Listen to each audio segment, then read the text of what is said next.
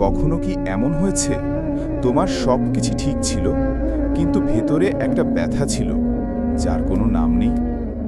চারপাশে মানুষ, অথচ মনটা খালি। তুমি হাসছো, কথা বলছো, কিন্তু ভেতরে কোথাও একটা শূন্যতা। কেউ দেখে না, কেউ বোঝেও না, শুধু নিজের সাথে নিজেই লড়াই করতে হয়। আজ আমি তোমাকে একজন ছেলের গল্প শোনাব। তার নাম সুমন, যার হাসির ভিতরে ছিল চিৎকার আর নীরবতার ভিতরে ছিল ঝড়। সুমন খুব বেশি কথা বলতো না, কিন্তু সে সবার কথা শুনত। বন্ধুরা হাসলে সে হাসত, দুঃখের সান্ত্বনা দিত। সবার জন্য ছিল, কিন্তু কেউ ছিল না তার জন্য। বাইরে থেকে মানুষ তাকে বলতো, তুই খুব স্ট্রং, কিন্তু কেউ জিজ্ঞেস করেনি তুই ক্লান্ত কিনা। একটি মানুষ ছিল যাকে সুমন খুব বিশ্বাস করত। সেই মানুষটা একদিন সুমনের সামনে বলল, সুমন, তুই কারো কাছে গুরুত্বপূর্ণ না। তুই থাকলেও ঠিক, না থাকলেও ঠিক। এই কথাটা ধীরে ধীরে কিন্তু গভীরে ঢুকে গেল। সুমন সামনে হাসল, কিন্তু ভেতরে তার বুক ভেঙে গেল। সেই রাতে সুমন তার ফোন সাইলেন্ট করে দিল। মেসেজ, কল, নোটিফিকেশন সব।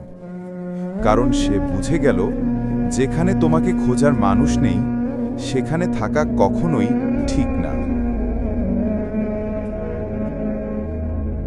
রাত ৩টে, সবাই ঘুমিয়ে, কিন্তু সুমনের চোখ খোলা।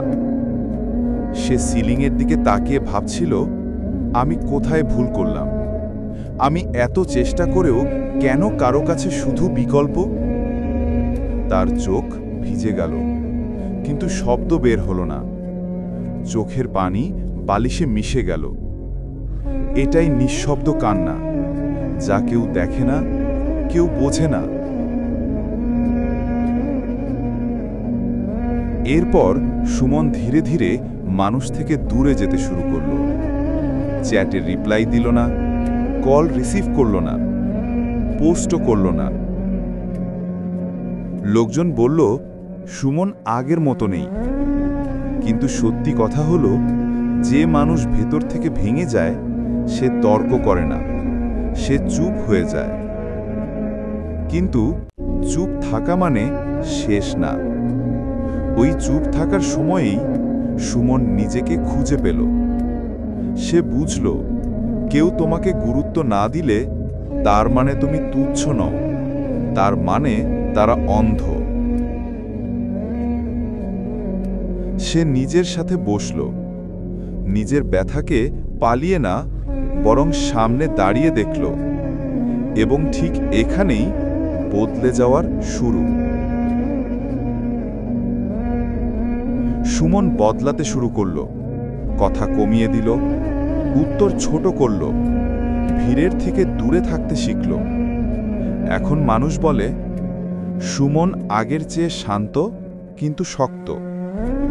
কারণ যে মানুষ নীরব থাকতে শিখে যায় তাকে আর কেউ ভাঙতে পারে না। সাবস্ক্রাইব ব্রাইটওয়ে বাংলা। আমরা একসাথে উঠব।